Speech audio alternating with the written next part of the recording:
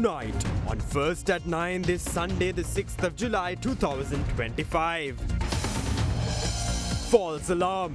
Sri Lanka did not submit false reports to the IMF, clarifies the newly appointed Finance Secretary. A new framework for investor tax concessions in the works, one that aligns with national priorities. The right path. Sri Lanka's reconciliation efforts and resolution of missing persons cases must be locally driven, not internationally imposed, says UN resident coordinator in Sri Lanka. Keeping up. Prime Minister underscores the need for independent regulatory bodies across all professions with a focus on medicine. The Health Minister meanwhile reaffirms government support to meet fast-paced advancements in medical regulatory demands. The outrage wave. Rising shipping costs and new taxes on online purchases spark public outrage. Customs enforcing long-standing laws, not introducing new ones, explains Deputy Minister. Cinec Campus Open Day. May masa 3 වෙනි දින උදෑසන 9 සිට Cinec Campus පරිශ්‍රයේදී. Enrolling now for the June 2025 intake and complete your degree in 2 years. Men Paladins Jovita Baleak. From Derana, this is Derana First at 9. Live from Studio 24 in Colombo. Good evening and welcome to Derana First at 9. I'm Aditya Dirasinghe joining you live with the latest in Sri Lanka and around the world, brought to you by the only Sri Lankan media network to rise to the pinnacle across all media platforms, recognized as the best by every survey and beloved by the people.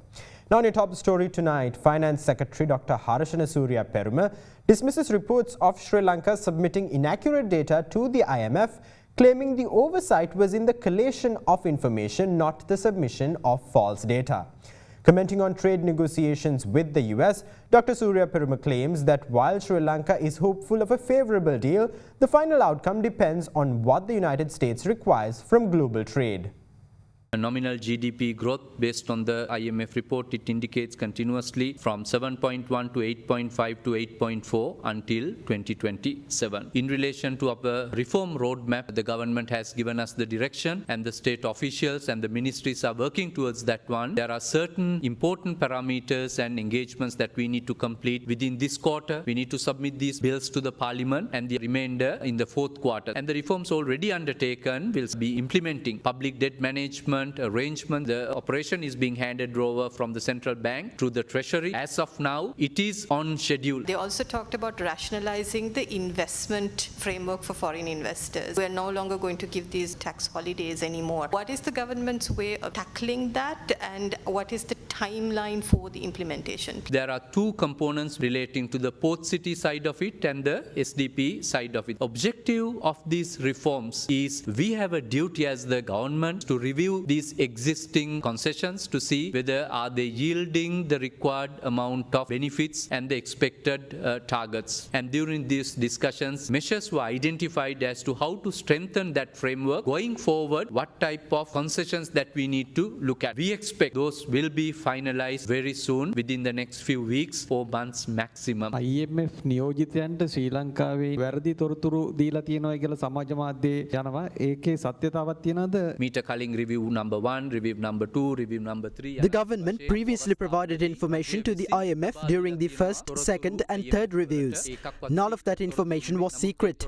What the IMF drew attention to concerned the collation of that information. If anyone interprets that in a way intended to embarrass the government or the country, that is not the reality. The reality is that when accurate information scattered at various places was collated, there were gaps, which is what the IMF pointed out. The government was proactive and reported this to the IMF ourselves. We also designed a remedial course of action to which the IMF agreed. That was how this process unfolded. It was not a case of misreporting. We have made this process even more active by introducing digitalization. That will make the collation of information easier.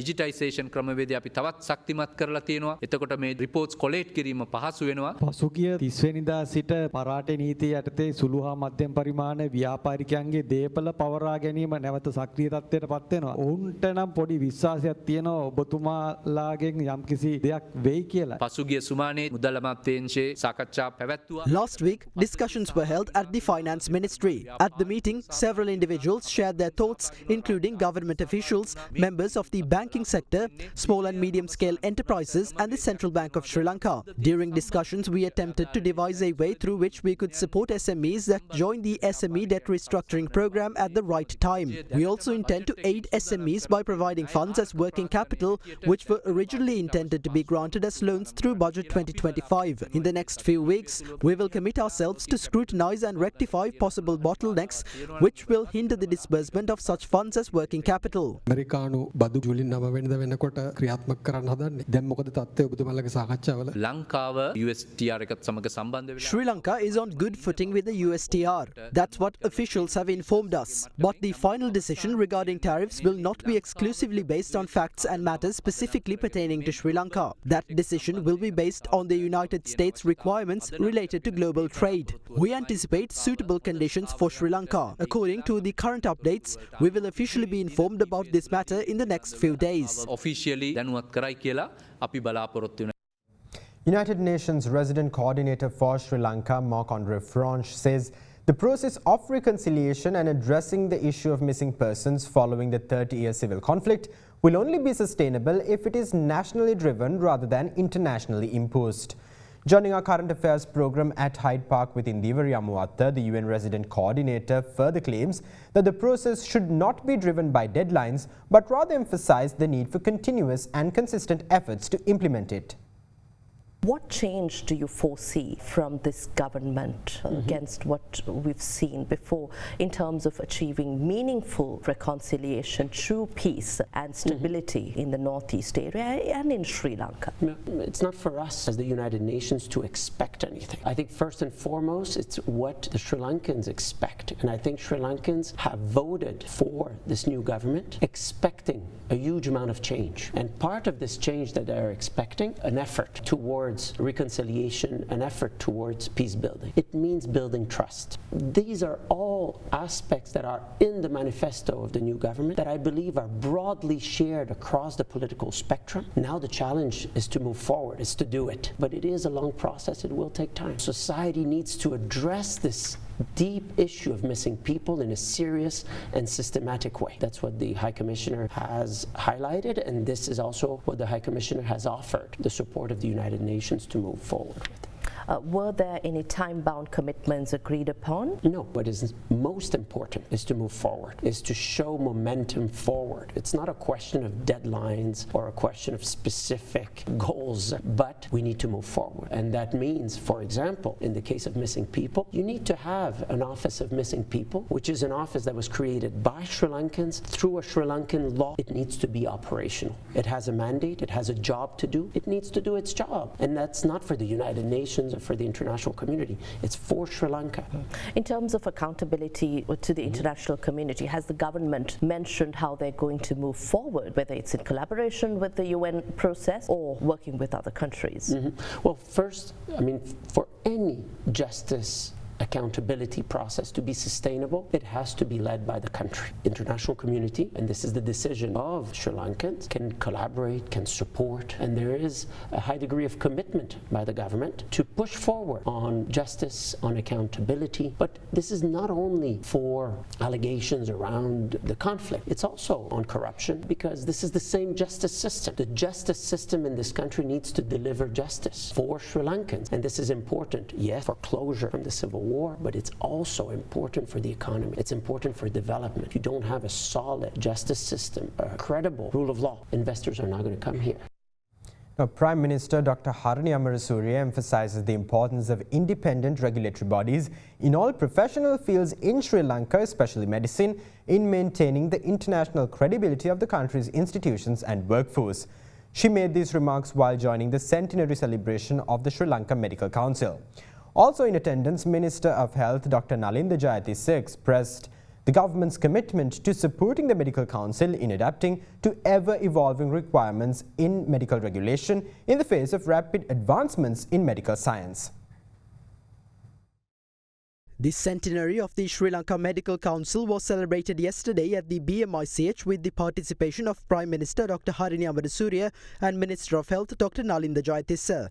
The Sri Lanka Medical Council had its first meeting on the 25th of June 1925. Last Friday, we had our centenary council meeting. It was a wonderful feeling because it is the Sri Lanka Medical Council that is after the GMC to become only the 5th medical council to be established in the world. So that is a unique position that the Sri Lanka Medical Council holds in the world of medical regulation. This occasion marks not only 100 years of service and stewardship by the Sri Lanka Medical Council, but also its valued position within the global community of medical regulators. I was personally thrilled when the Sri Lanka Medical Council recently joined IAMRA, further strengthening international collaboration essential for promoting patient safety, quality care and professional standards in an increasingly interconnected, complex world. I bring the warmest congratulations from the General Medical Council. Progress has always been an integral part of medicine, but today's technological advances like AI, genomics and social media are transforming the landscape in a way in which any medical advances really have not done, because they're unlocking huge opportunities, but they're providing us with sizable ethical challenges and more demands. But as regulators, we must be agents of change and not subject to it. We need to recognise the world as it is, not as it was a century ago, and adapt and evolve to meet the changes it throws up. As we move toward universal health coverage, digitalized care, genomic medicine and cross-border service delivery, regulation must keep pace. That is why the Minister of Health is committed to working with the SLMC to ensure it is fully equipped legally, administratively and professionally to meet the regulatory needs of this new era. This includes supporting updates to the medical ordinance to better reflect current and future realities, encouraging closer collaboration with other professions regulatory bodies, promoting alignment with global standards on medical education and licensure, and ensuring that the voice of patients and the public is heard in how regulation is designed and delivered. As Prime Minister, I want to state clearly and unequivocally, the government of Sri Lanka places the highest value on strong, independent and principled professional regulation. In every sphere, whether medicine, law, education or engineering, we believe that robust regulatory bodies are essential to protect the public interest and to uphold professional standards. They are also key to maintaining the international credibility of our institutions and workforce.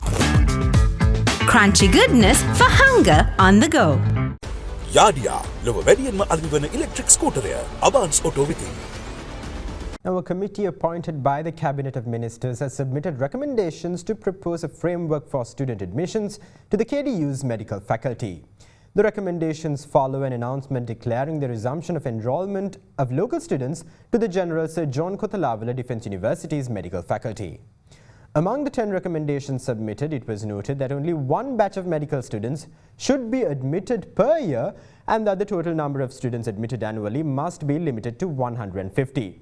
Recommendations also highlight that priority will be given to students from the Triforces, foreign students and local students in that order. Furthermore, the recommendations outline that a minimum EZ score of 1.4 or higher will be required for recruiting medical students as determined by the Board of Management. Commenting on the matter, Minister of Health and Mass Media Dr. Nalinda Jayatissa revealed that the enrolment of local students to the KDU's medical faculty was temporarily halted over concerns pertaining to internships of medical students. The minister, however, reaffirmed that enrolment for the KDU's medical faculty has resumed.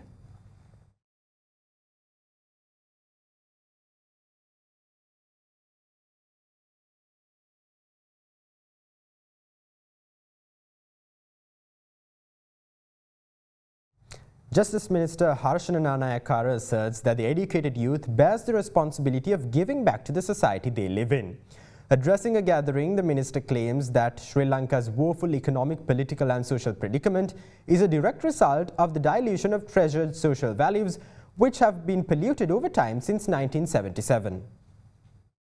Minister of Justice and National Integration Harshana Nanayakara awarded scholarships to several students who qualified themselves to enter state universities having passed the GCE Advanced Level examination with flying colours. The scholarship recipients were all children of government officers who are members of the prison's department's Mutual Provident Fund Cooperative Society.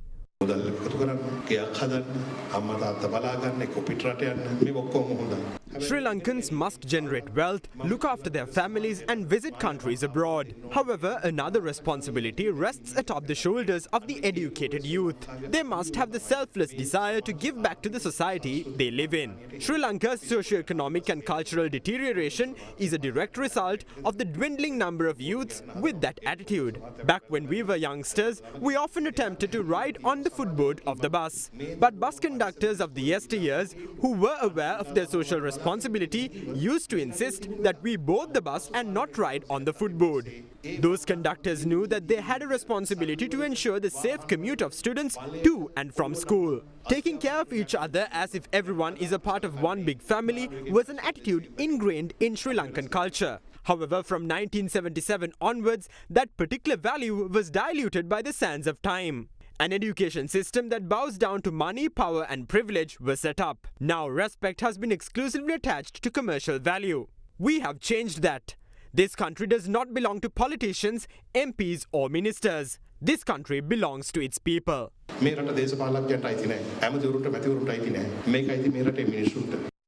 Minister of Foreign Affairs, Foreign Employment and Tourism Vijitha Herath disclosed that the primary objective behind introducing new legislation in the tourism sector is to establish a National Tourism Commission to spearhead and streamline tourism efforts. Speaking at an event this morning, the Foreign Minister emphasized that the new Tourism Act will ensure that tourism development extends to the grassroots.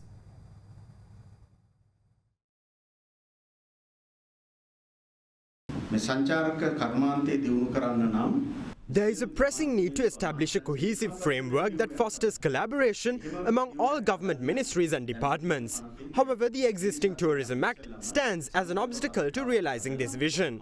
In response, we presented a proposal to the Cabinet advocating for the introduction of a new Tourism Act as a foundational step.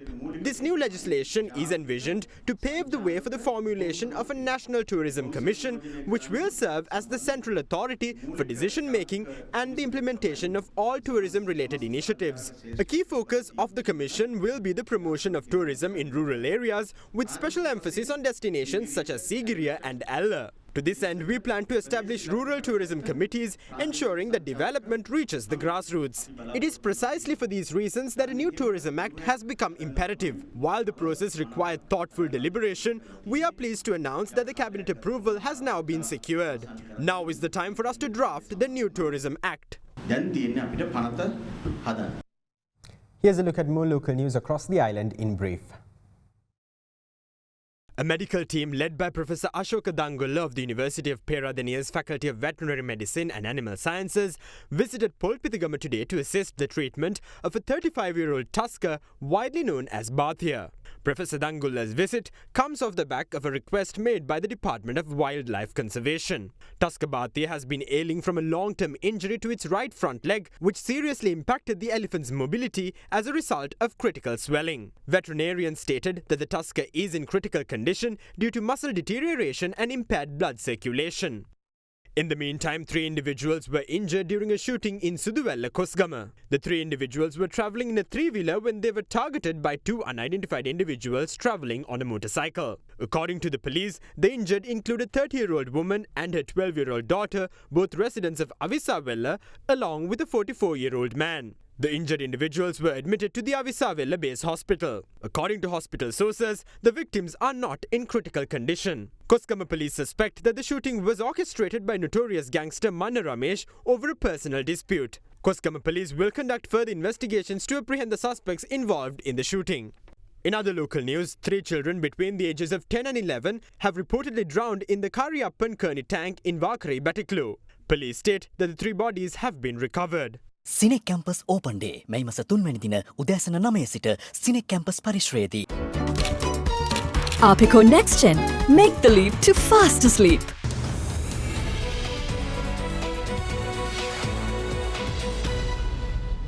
Welcome back. Now moving on to your business news. Reminiscing Sri Lanka's recent past marred by grueling economic challenges, Secretary to the Treasury, Dr. Harshana Suryaperuma, claims that Sri Lanka is headed to a future with zero tolerance for corruption and one that fosters technological advancements that uplift society. Speaking at a recent event in Colombo, Dr. Suryaperuma also highlights the continuous assistance provided by the Japanese government during the country's journey out of economic hardship.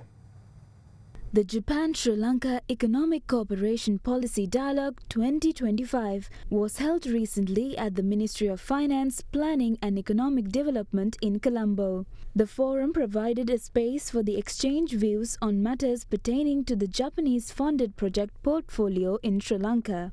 The forum also explores future development and prospective economic cooperation between Japan and Sri Lanka. Sri Lanka is coming out of the challenging past that we had and looking forward for a new era. Future with zero tolerance for corruption, a future with technology, facilitation and advancements to uplift the society where people will be able to benefit from this initiative. In that journey, we need to make changes, we need to do structural reforms, we need to ensure our regulations are up to date. We need to make sure our systems are capable of handling, managing, facilitating expectations of people, citizens, expectations of businesses in the country, expectations of investors, both local and international. This is where it is very important to recognize the facilitation and assistance provided by the government of Japan, various agencies from Japan. It has resulted in us signing our agreements faster.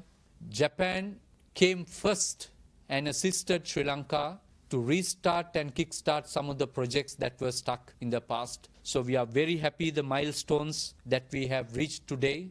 So we believe this journey will continue. And during our debt negotiations with our creditors, the support that was extended by Japan continuously is commendable. As the co-chair of the Official Credit Committee, the role that Japan played, once again, with appreciation, we recognize that. I'm sure citizens of this country will remember for many, many decades. Sri Lanka has been an important partner and old friend for Japan, who have supported Japan's return to the international community right after World War II. Sri Lanka is also a critical partner for maintaining and strengthening our vision of FOIP, free and open Indo-Pacific. The stability and prosperity of Sri Lanka are important, not only for Japan, but also for the entire region. Japan will continue to develop cooperation under the comprehensive partnership between Japan and Sri Lanka. We would also like to support the new administration's initiative to improve the lives of the people and to combat corruption, which is identified as key priority for your government and also identified as a key priorities under IMF program. Public outrage surged in the recent past over elevated shipping costs and import duties imposed on products purchased through international e-commerce platforms, which often offer goods at significantly lower prices. In response, Deputy Minister of Industry and Entrepreneurship Development Chaturanga Abesinghe clarifies that the customs is enforcing tax collection measures based on long-standing legal provisions and not based on any new enactments. Social media platforms are currently abuzz with concerns over the surging product prices and shipping fees associated with popular e-commerce platforms such as AliExpress and Temu, both widely used by Sri Lankans for affordable international purchases. Users have reported that while these platforms continue to operate within Sri Lanka, their free shipping options have been discontinued and shipping costs have risen sharply. In some cases, customers claim that the shipping fees now exceed the actual price of the goods being purchased. Meanwhile, several parties commented on the concerns raised over the rising dissatisfaction among online consumers. The primary issue lies in the absence of an e-commerce policy in our country. Since the years 2017 and 2018, the prevailing legal framework has been circumvented. Parcels weighing under 1 kilogram have either been exempt from taxation or subjected to only minimal or simplified taxes, often without proper reference to their HS codes. Originally intended for individual consumption, this process has gradually transformed into a practice dominated by business-to-business transactions regulations, distorting the fairness of the system. Subsequently, in April this year, Sri Lanka Customs decided to revert to the original legal procedure. Accordingly, even single purchases must now be declared and processed through the official customs system. However, there is an issue pertaining to this method. These items are also evaluated in accordance with tax policies designed for industrial use, which has led to the current tension. The Ministry of Finance is actively working toward a swift resolution, as the required recommendations have also been provided to them. Custom had to intervene because of the abuse by certain groups of this benefit that was provided to people. Some countries are providing, they have thresholds, and within those thresholds there are mechanisms to deal with it. The challenge is, given the situation Sri Lanka is in currently, so we are looking at options. Collectively, we should be able to identify a solution, particularly to address the database. I'm sure it's getting built on the groups that have abused the system in the past and got down those commercial quantities, etc. So with those information, we will arrange a mechanism to facilitate smooth transition and release of those goods from the customs with minimum interruptions to the system. That's all for tonight from First at 9. For the latest developments around the clock, stay in touch with Ada Derana, the Sri Lankan brand of international excellence. Thank you for joining. Have a great night.